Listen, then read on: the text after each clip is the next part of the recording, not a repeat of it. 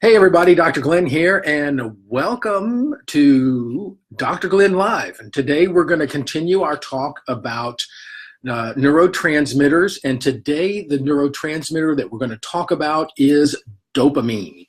And dopamine is often called the motivation molecule. Now, when I was getting ready for this talk, I realized that there is a lot more information about dopamine than we can cover in our Facebook Live. So what I'm going to do later this week is I'm going to do a complete little sort of mini webinar on dopamine, and it will be on my Facebook page. Now, something else that I would like for you to be sure and do is I've also got for you a little booklet, and it's called The Motivation Molecule, and it talks about dopamine, and it is your quick start guide to dopamine. So dopamine is a neurotransmitter that helps you get stuff done. You know, serotonin is the one that makes you sort of feel happy, joy for life, positive outlook, but dopamine helps you to actually get things done. So if you're having trouble accomplishing tasks, then you could have a dopamine problem. And I've got some notes here, and I'm just going to go through some things that you might sort of tick off in your head. If you want to type in the chat box there, please do. But let's go through some of the signs that you have a dopamine problem. One is cravings for chocolate. And I like chocolate too, but you should, if you have a craving for it, that could be a problem. Not feeling fulfilled when you accomplish a task. You know, if you've got a task, if you've got something that you're doing, when you complete it, you should feel fulfilled that you've gotten it done. If you're always looking for a quick fix or a way to get around doing something, that can also indicate a dopamine problem. Addictive behaviors can indicate dopamine issues. Things like drugs, sex, even, you know, the porn thing and all of that. If you're addicted to social media, if you're addicted to playing video games, if you're addicted to anything like that, it could indicate a dopamine problem.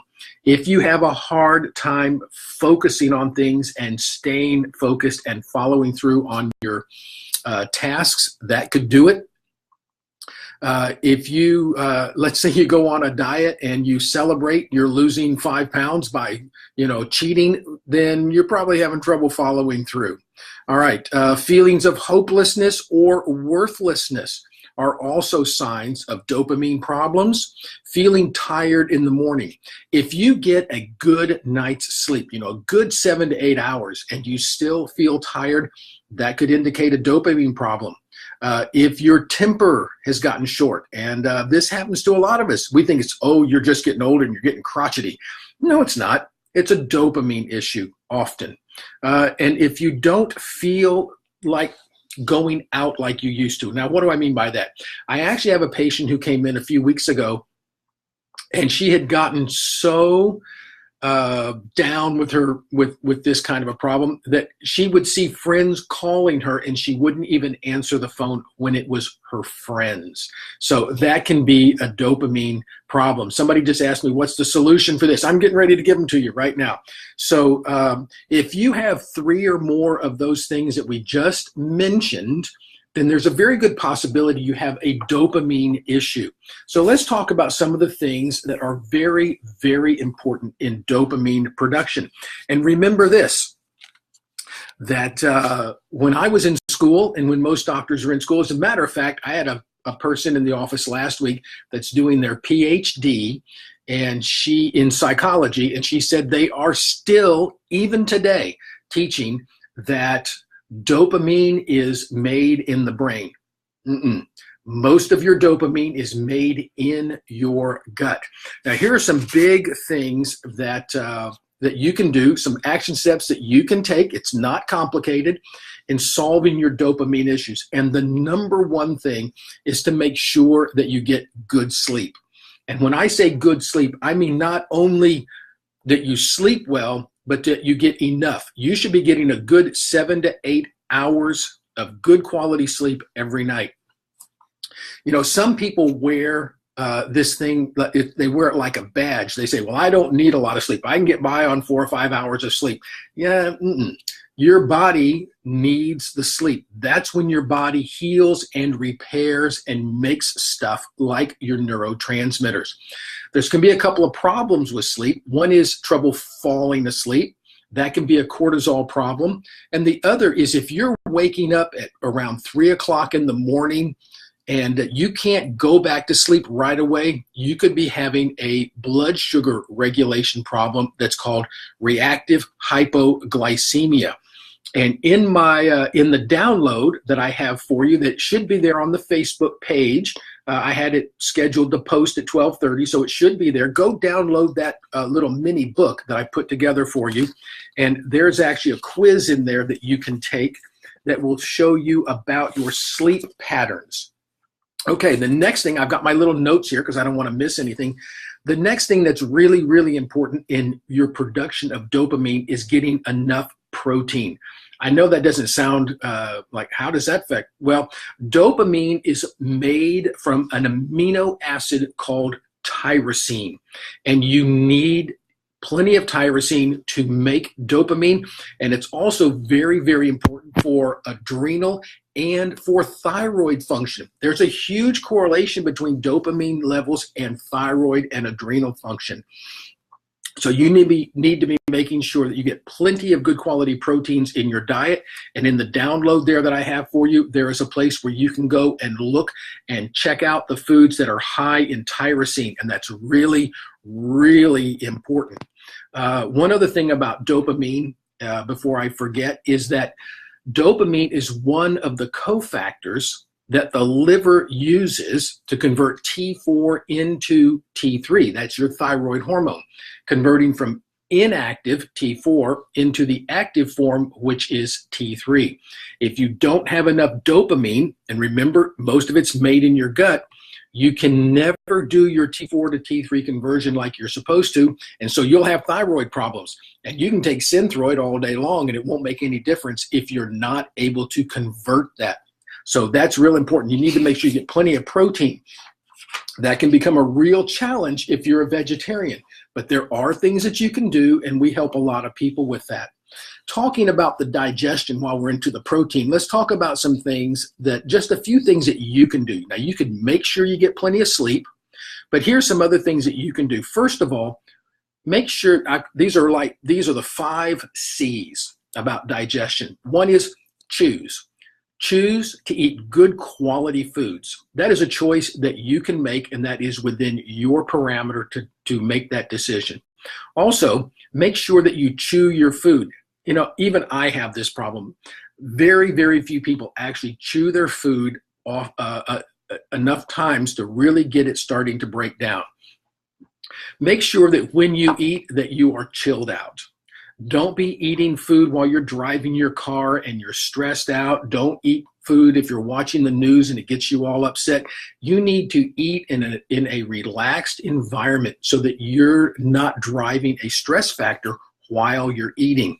The other is cherish. And what I mean by that is be thankful for your meal. You know, we have so many benefits living in the culture that we do. We have so many conveniences and things like that that sometimes we forget to just be thankful. You know, however you do that is fine with me, but take the time and be thankful for what you have. The other thing is, it kind of gets on the other end, but it's still a part of digestion, and that is check your stool. Make sure you're going every day. Once or to 3 times per day in my book is fine. I have people come in all the time and they say, oh, my doctor said going 3 or 4 times a week is normal. I said, no, it's not. If you're eating every day, you go every day. And if you're not going every day, something else is going on. The next thing that you want to do after digestion for making sure that you have good dopamine levels, and this goes kind of along with the whole food thing, and that is make sure that you're not eating too many carbohydrates and causing yourself to have blood sugar regulation problems. Another thing that's very important for dopamine production is sunlight. Make sure that you're getting outside and getting some exposure to the sun. Vitamin D is very important in dopamine production. Something else that you can do is go for a walk. I mean, just go for a walk. Take 30 minutes every day and go for a walk. If you can't fit that into your life, then maybe some other things need to make way for that. Going for a walk is really important. Something else that can help you with dopamine production is goal setting. And one of the things that you want to do in goal setting, set yourself realistic short-term and long-term goals. And I'm even bad about this myself. Sometimes I forget to set my goals, or I set my goals and I write it on a piece of paper, and the next thing you know, it's on my desk and it's covered up by other things, because the urgent always has a tendency to get in place of the important. Don't let the urgent take over the importance. There are some supplementations, things that are good for dopamine. One is a product that we use in our office called DopaBoost. And read about it, though, first in the download that I provided for you. That might be something that you would like to take. And if you'd like to do that, fine. Give the office a call. Lenine will be happy to help you. And the contact details are in the download. And we also have some very specific testing that can be done for dopamine. And one is something called an organic acids test. And we do that all the time, and it can actually tell us whether or not you're even able to make dopamine. So that's an organic acids test, and it's done by a company called Genova, and we run that for patients all the time. And it also talks about that in your download. Now, I had a couple of people send in some questions, so I want to honor those. And the first is from Lindsay, and she asks, is there a relationship between hypothyroidism and dopamine? And yes, there is. There is a massive correlation between hypothyroid and dopamine, because, and here's how it works. Your liver, your thyroid produces primarily T4, and that is the inactive form of thyroid hormone. About 93% of the output of a healthy thyroid is T4, and only about 7% is T3. So what your body has to do is convert the T4 into T3. And the primary place that is done is in your liver. Now, in order for the liver to do that job of converting T4 into T3, one of the cofactors that it has to have is dopamine. One of the others is serotonin. And we're going to talk about serotonin next week and how it relates to depression. But if you're having gut issues and you're not making dopamine, then you will not be able to convert T4 into T3, and therefore your hypothyroid situation is probably due to a gut problem and not due to a thyroid problem. I had another question that came in from Velma. Velma asked about dopamine and Parkinson's disease, and yes, there is a correlation.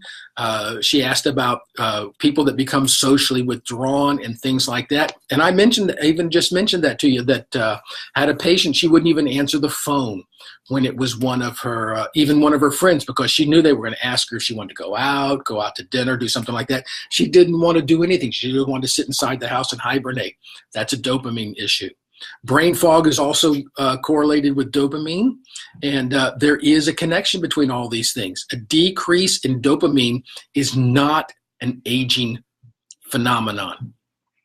A decrease in dopamine production is due to what we call dysbiosis in the gut. Fix the gut and the dopamine will do better. Just because you get older does not mean you start making fewer and fewer neurotransmitters. It just means that you've had more time for things to happen that can mess up the production of neurotransmitters. So don't buy into that line that, oh, you're just getting older. As a matter of fact, this came up last week with somebody came in. She had 2 of the 3 signs needed to be diagnosed for lupus. And what her doctor told you is, well, let's wait and see if you develop the 3rd sign, and then we'll do something about it. And I thought, are you kidding me? Really? The woman has 2 of the 3 signs for lupus, and you're going to wait? If your doctor says, let's wait and see, or you're just getting older, I'm going to translate that for you. What the doctor is saying, either I don't know what to do, or I'm too busy to take care of you. So challenge that. You're paying for health care, get it. So that's our talk about dopamine today. Like I said, there's a lot more to it than I thought there was going to be when I started putting this talk together earlier. So I'm going to make a little mini webinar video that I'll put on my Facebook page later this week, where we'll go a little bit deeper into some of these things about dopamine. Next week, we're going to talk about serotonin and its relationship to depression and how depression can be reversed. So I hope you have a wonderful day today. Don't forget to download the little motivation molecule quick start guide and get the information there. There are some links in it for you to be able to go to websites. There's even a place where you can take a quiz to find out what kind of sleep you get. So do that. Have a great day today, and I'll see you back next Tuesday for Dr. Glenn Live. Bye.